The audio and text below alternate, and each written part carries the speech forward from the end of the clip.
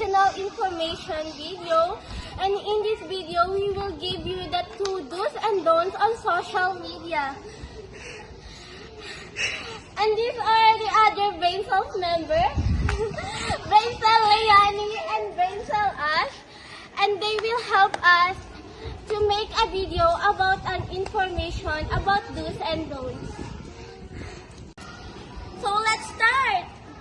Ayun guys, so before natin i-post yung final layout natin is kailangan muna nating i-double check and para mas maayos and mas respectful siya once na pinost natin. Komento na lang sa ibang grupo na pangit yung layout nila para wala yung effort. Peter, hindi constructive yun. Try mo na lang sabihin na maybe they could improve their layout and make it more clear. Tama, mas helpful pa rin pag polite. Di natin alam kung sino makakabasa nun. Tapos baka i-screenshot. Yun nga din. Uy, sino yun? Okay, okay na ba to? Okay na. Okay, what is the number 1 do on social media? First is contribute positively to online community. We should be mindful of what we share online because it might affect other people.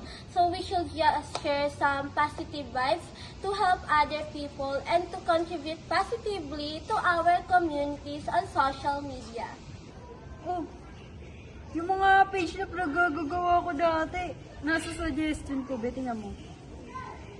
Ate, digital footprint mo kasi yan. So, ibig sabihin, lahat ng activity mo online, may record kahit ilang years pa yan.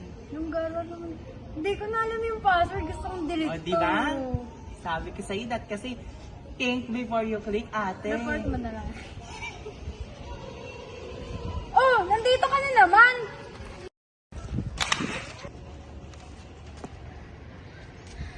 So now, what is the number 2 do? We should be mindful of our digital footprint online. Everything we post, like, or comment on social media, it leaves traces. Kahit burahin natin, meron pa rin magiging record yan which can affect our future. So we should be mindful of our digital footprint. Ginawa ka na yung promo account. Mukhang piso ginamit ko yung pangalan ng section sir. That's impersonation. Bawal tayo gumamit ng identity ng iba. Ate, okay lang yun. Parang Paano mas okay? maganda eh. Anong mas maganda? Magpapanggap tayong si Sir. Ewan ko sa'yo. Number 1 don't. Don't engage in impersonation. Pretending to be someone on social media is very wrong and dishonest and it can get us banned. So we should never ever do it and we should do proper things on social media. Guys, regarding pala dun sa ginawa nating movie clip, in-upload ko na siya sa FB page, yung emotional scenes, yung parang sa Titanic, para mas impactful. Ha? Wala tayong emotional scene. Wala. Yung ginaya natin sa Titanic? Ginamit mo yung Titanic Oo. clip?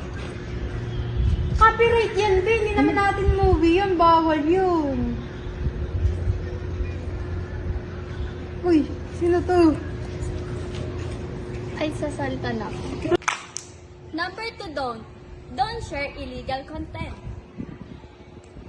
Posting pirated content on social media is very wrong and we might get copyright. Right, Liani? Yes. So we should never ever do it on social media. Kasi ikaw, Bye! Thank you for watching!